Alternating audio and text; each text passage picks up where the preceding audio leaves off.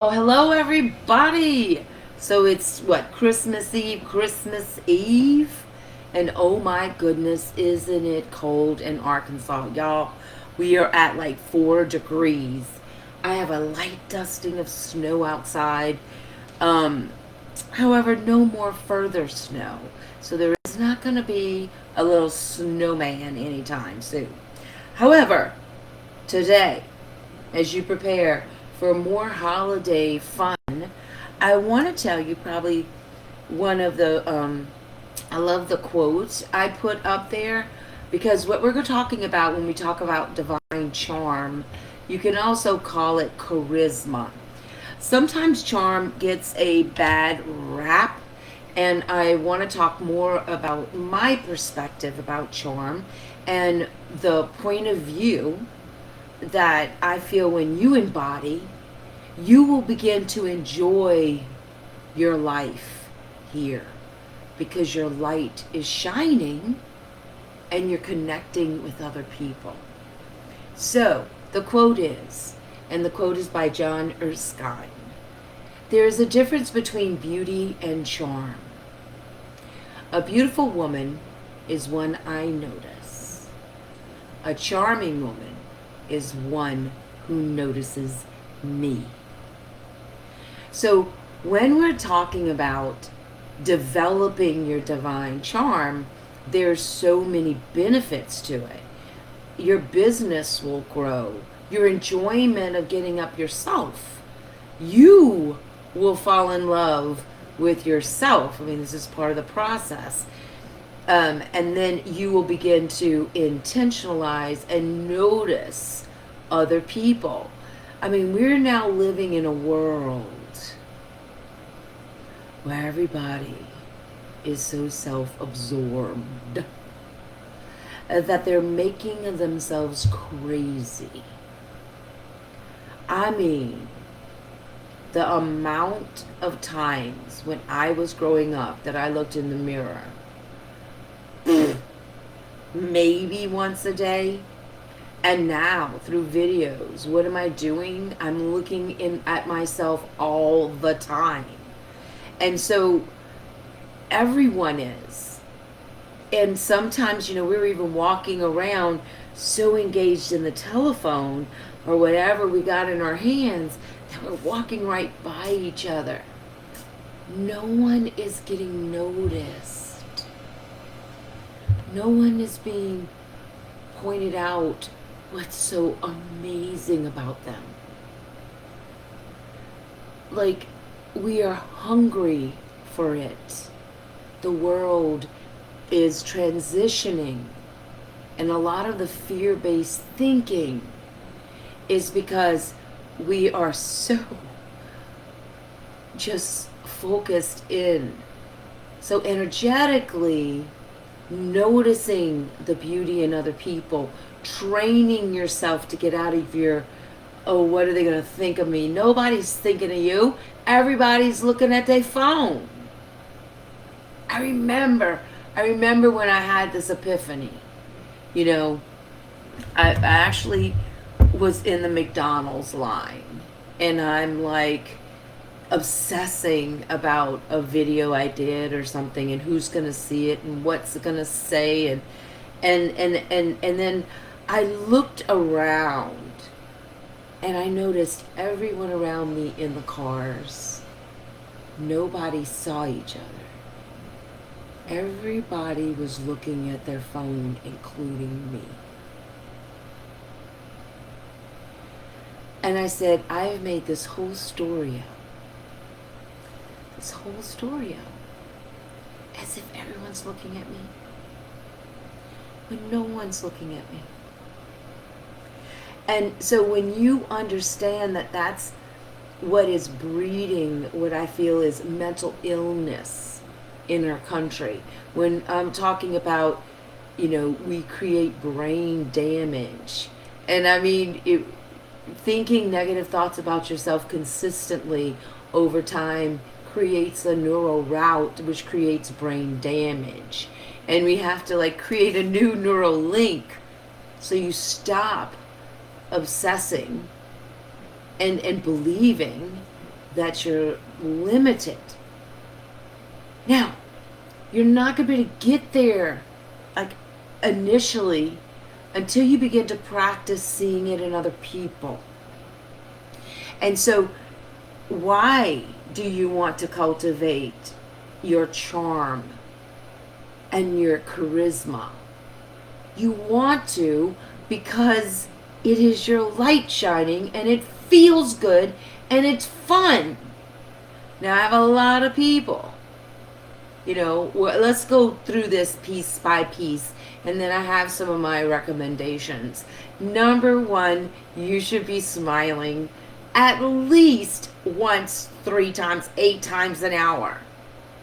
Like, if you want to increase all the good endorphins in your brain, all the fabulous chemicals, then smiling is probably one of the easiest things to do. You have to go somewhere you don't want to go, smile. I have on my TikToks, on my YouTubes, my favorite comedians.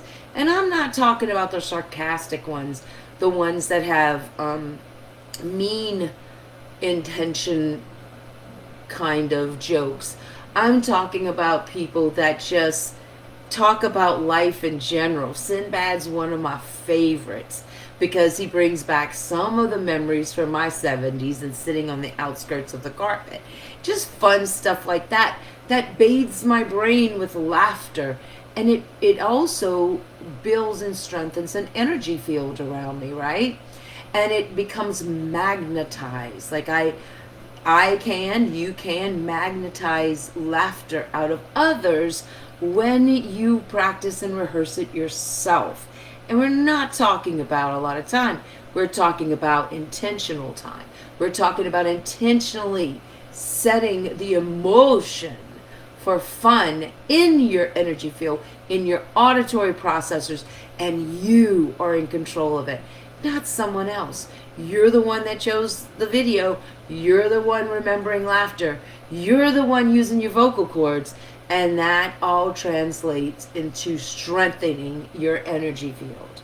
Okay? So smiling, laughter, a huge gots to do it. All right? Now, also one of my key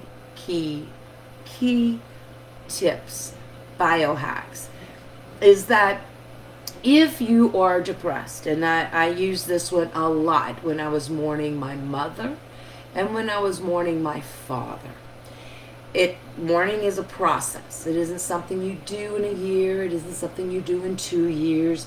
It is something that is unique to you, and throughout it, it'll be waves, right? It'll be these beautiful, deep, horrible waves of emotion, of regret, of what ifs, of I wish I would've's, along with, oh my gosh, all the mistakes made, the self-loathing, all of those come up in waves. And in the middle of a wave, or middle of a deep, dark night of the soul, you still are going to begin developing your posture and your charm. You're going to start developing it, and one of the things you want to do is look up. You cannot think a negative thought and look up. You can't even not smile. It just automatically happens. And whenever I was working with children and there was a little incident, I would say, look, a bird. And then everyone looks up, and then everyone forgets they're in a problem. So part of a journey through grief, part of a journey through your dark night, part of the journey is realizing that you can move through it. Allow the emotions to flow, and you need relief. It helps the back of your neck. There's a lot of reasons why it works biomechanically, neurologically. You want to get out of the deep inner soul search. It's time to come out and get some oxygen. And you need to process. So joy is also part of mourning. Joy is conscious choice that I am here and I am going to continue to live and to evolve, and looking up and smiling and doing these intentionally develops an energy field of your ability to just develop a calm center in the middle of a storm. You can't always be sad. In fact, you can't. You know, it's not healthy. And so learning how to balance feeling good in the middle of feeling bad is a key point. Now, I talked about a little bit in the description what to do if, you know, because the second thing I want to talk to you about, we talk about the smiling, we talk about the looking up when you're not feeling good, and then just try it yourself, right? Now let's talk about when you're out and about. We're so used to being like flatlined as a society. And everyone is just wanting this childlike innocence to burst and to start having fun. I mean, we're here to have fun. We're here to enjoy this planet, not suffer this planet. And I guarantee you there is more to be gained by a population knowing how to feel good emotionally and enjoy being here than there is about a lot of us drudging along. So what you want to understand is when we greet each other, at some point someone's going to ask you, how are you doing? And when they do, what you want to have prepared is, how are you doing?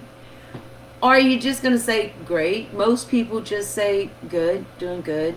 Or they start right in with the complaints, right? Well, it's time for you to amp it up, right? Remember, the words you speak go through your body first before anyone else hears them. And the words you speak affect your body profoundly more than anyone else. Okay? So anything you say is affecting the water in your body. Just saying. So, what do you do? What do you do? What do you say?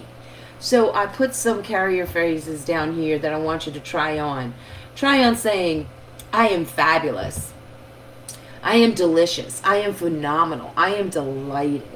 I think I am delighted is the one that I would use because I could say, I am delighted to be here. I'm delighted to see you. You know, like I could rewrite in the moment with it. I am amazing. Really love being here. I'm so happy that you invited me. These are all the things that you say. Now, if you're really not feeling it, say you have to ask yourself this question. You have to determine something. Did an event just occur? Like a disappointing, tragic event just occur? And it's so fresh that you're still processing your emotions about it. If so, be honest. Do not fake this. Do not fake. Charisma, charm isn't about being fake. It's about being really real and being comfortable speaking honestly. You know, when I say I am delighted, I am telling you the truth. And you can feel it. You can see the twinkle come out of my eyes. Like, I'm so delighted to be sharing this information with you. I am so thrilled to finally feel like it's all coming together. So I'm so excited about it. And so this is real. Say I just went through losing my mom. And I go to an event. And I'm there. And I'm feeling like, oh, this is hard to even get out of the bed. But I am here now. And so it's, how are you doing? Say, you know, up and down emotionally. I'm so proud of myself, though, that I came. And I'm happy to see you. That is truth. And I can still beam something about the other person. I can still see something in them in the middle of my pain. Like, this is what it's called, the figure eight. You know, it is, when is your charm divine? When it influences and uplifts someone else to believe in themselves more than they believe in themselves right now. And your eye, your observation of their delightful self, their, what they've done that's so amazing, that authentic compliment, you delivering that is what sets a ripple that you'll never see. You'll never know what those words do and how they affect the person you talk to, and the next one, and the next one, and the next one. You don't have a clue. But it feels good to deliver it. And that's what I want you to begin to nurture. And knowing that you developing an energy field of fun, you practicing words, like saying, I am these things, I am fabulous, I am wonderful, I am delighted to be here, you know, saying those things. And then let me tell you this. There's that, okay, so you don't really feel it. Then there's this other part. There's a whole bunch of people that do not want to show enthusiasm, that does not, they, you know, are you one of these people? You don't want to show it, you don't want to feel it, you don't want to get your hopes up. You are so afraid of disappointment that you're not utilizing your most powerful emotion, which is enthusiasm. So it's time to unlock some early memories. So if you haven't booked an appointment with me, this is when you want to do it. Because you want to unlock these reasons why you won't get your hopes up, reasons why you won't set an intention, reasons why you won't go for what your body wants you to. It's time to release the trauma. I have 3 coaching spots available for the 90-day. I have 1 apprenticeship opening, and that's like for a year and a half. And then, of course, I have my readings for 2023. So message me if you're interested, if you're so ready to stop feeling blah about your life, and you're ready to release your light upon the planet, then you must begin a discipline of a free spirit. So do contact me and let me know which one of these tips did you use this holiday season to bring more light and love and beauty into the room. Mwah! I love ya. Happy holidays.